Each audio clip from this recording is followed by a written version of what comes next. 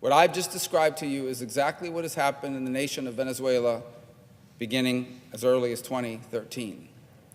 What has happened there is that the supposed president, actual dictator of the country, frustrated that the democratically elected National Assembly would not support his initiatives to control the country, decided to create an alternative, what they call a constituent assembly, an alternative Congress.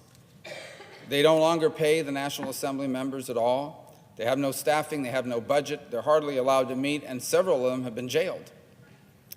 And as part of this process of replacing the National Assembly, or at least ignoring them, and giving no force of law to what they vote on, and creating this alternative National Assembly called the Constituent Assembly, completely outside their Constitution, with no basis in law, that entity, that organism, called for an election, a new election for president.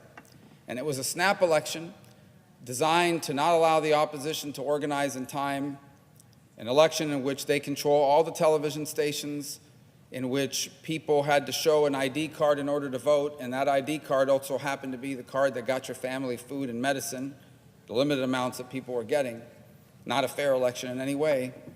And the result is that last May, Maduro wins, quote unquote, this fraudulent, quote unquote, election. And the first day of his term of this fraudulent presidency was last week. And rightfully, the President of the United States, along with leaders from multiple other countries, including Colombia and Brazil and Canada, dozens of countries around the world, have said Maduro is an illegitimate president under the Constitution of Venezuela. The election you held isn't even free and fair. The election you held was authorized by an organism that is not recognized under the Constitution. You're not the real president. You're a fraud, and the only reason why you're in office is because you are threatening to jail or kill the people who are willing to raise this point against you. The administration went further, and they said that the National Assembly of Venezuela is the only constitutionally, democratically elected government in the country. So the statements we've made in the last week are entirely rooted in the rule of law and entirely rooted in the Venezuelan Constitution. And they're not unilateral actions. These statements have been supported by other countries in the region, including Venezuela's neighbors. And so if, in fact, we are basing our public policy on the Constitution of Venezuela, there is one more provision that we cannot ignore. And that is a provision in the Constitution that says that when there is a vacancy in the presidency and the vice presidency, the president of Venezuela is the president of the National Assembly. We have a similar line of succession in the United States. In the absence of a president or a vice president, the Speaker of the House automatically becomes the President of the United States. They might have a swearing-in ceremony, but by law, that absence triggers the presidency of the Speaker of the House, third in the line, followed by number fourth in line, the President pro tempore of the Senate. They have a similar outline in Venezuela under their Constitution. And so it stands to reason that if our policy is that Maduro is illegitimate and so is his vice president because they were elected in an extra-constitutional fraudulent election, then clearly the presidency of Venezuela is vacant. And if we are rooting our support for the National Assembly as the only constitutionally and legitimate elected body in the country, then we must respect the fact that that Constitution automatically passes the title of presidency to the President of the National Assembly. And what I come to the floor today to ask is that the administration, hopefully in concert with Brazil and Canada and Colombia and other countries around the world, simply recognize what the Venezuelan Constitution clearly lays out. There is no president in Venezuela right now that's been democratically elected, and via their own constitution, the current president of Venezuela, pending a new election, is Juan Guaidó, the president of the National Assembly. This is entirely rooted, as I said, in rule of law and under the Venezuelan Constitution. It doesn't even require Mr. Guaidó to assume the office. It automatically is bestowed upon him. And it is a critical thing for us to do in order to begin to build a better future for Venezuela along with our partners in the region.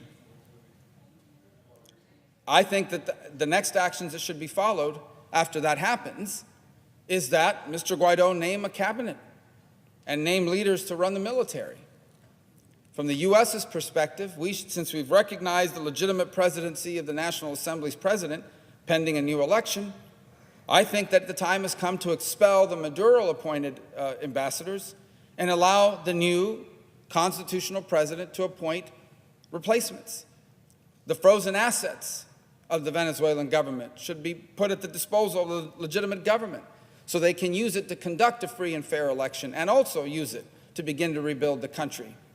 The opportunity exists now to work with the new president pending the new election, to begin laying out plans to deliver humanitarian aid right now, along with our partners in the region and the world, but also to help put together a package of assistance to help Venezuela rebuild a country decimated by the current dictatorship.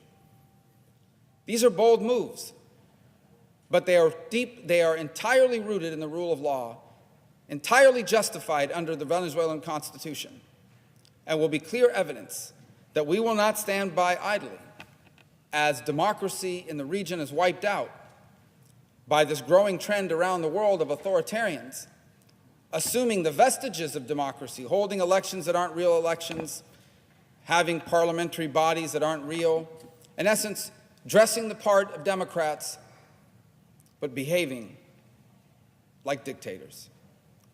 And so I strongly urge this administration publicly, and I've done so privately, to move quickly to recognize the President of the National Assembly of Venezuela, Juan Guaidó, as the interim president of that country pending a transition to a new free and fair election. And I hope that that's an action that we will take in concert with our partners in the region who recognize the exact same thing. There is a window of opportunity here to shine the light of freedom and liberty through our actions. And I hope we move expeditiously in pursuit of that goal. And to the Venezuelan people, that they may know that we are standing with them, that we have been given a concrete opportunity to defend their aspirations for freedom and a better future, but also to defend their constitution.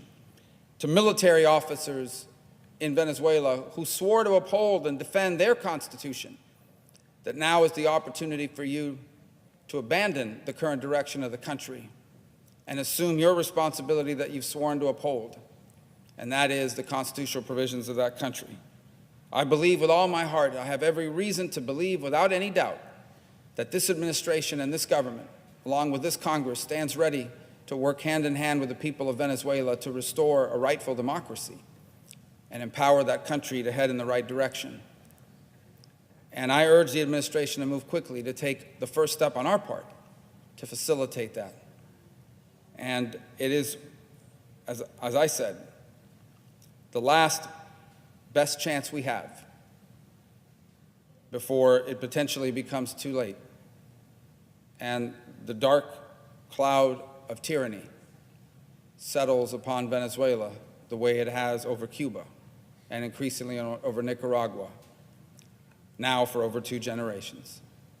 So I urge the President and his administration to do what only they are empowered to do under our Constitution, and that is recognize the rightful heads of state of other nations.